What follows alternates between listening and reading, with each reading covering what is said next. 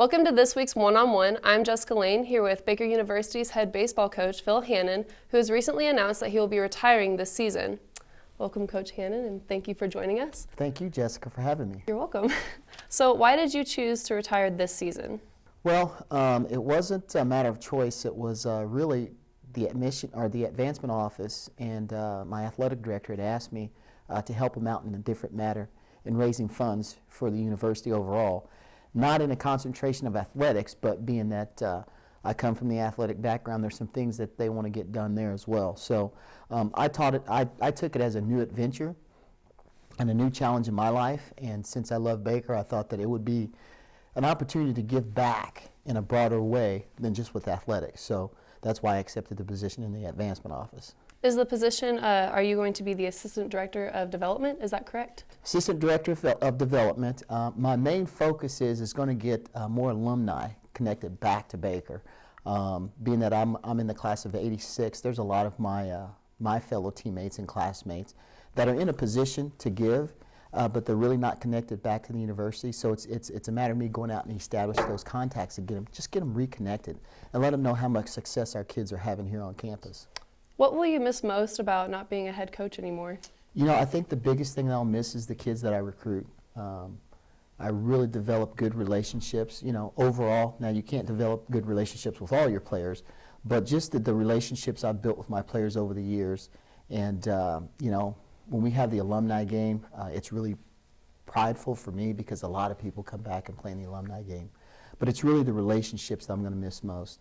I do like coaching and managing and teaching the game, but after that, you know, when guys call me back or, you know, now some of my players are starting their families, it really hits my heart. So that'll be the biggest thing that I'll miss. What was the hardest part about coaching here at Baker University? You know, the hardest part, I would have to say, was, you know, just blending the different types of personalities. But I took that as a challenge because each kid, when they come in, they have different personalities and they have to understand the process of being a collegiate athlete, that you have to work hard. So I think the biggest challenge is the new generation coming in. Things aren't easy, and they'll never be easy because if it was easy, everybody would be doing it. But the biggest challenge was just blending those personalities and let them know that each day can be successful and can be positive, even if you think you had your worst day. So that was the biggest challenge for me. And what about Baker made you want to come coach here? Oh, you know, I'm in the class of 1986. I came out in Baldwin City in 1982 to play football here.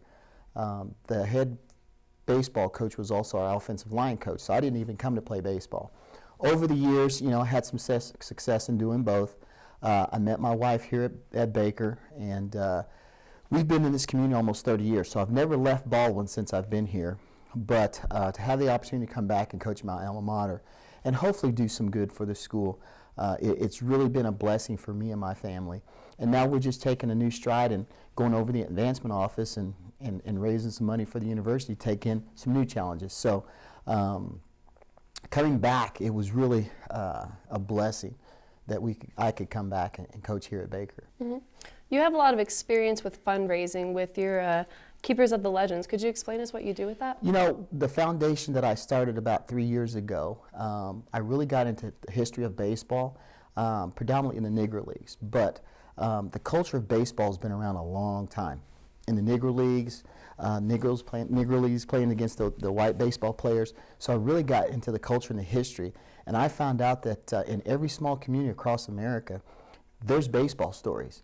So my foundation, we want to connect the world through baseball stories since I love baseball so much. And I just recently went back to my hometown and found out that there were several great Negro League baseball players that came from my hometown that I didn't even know about. So those are some of the things that I want to discover in new communities around. And even like here in Baldwin City, I don't know if you know baseball signs, yeah. Right? Well, one of the theories is that there's a deaf guy that's buried in a cemetery here in Baldwin City.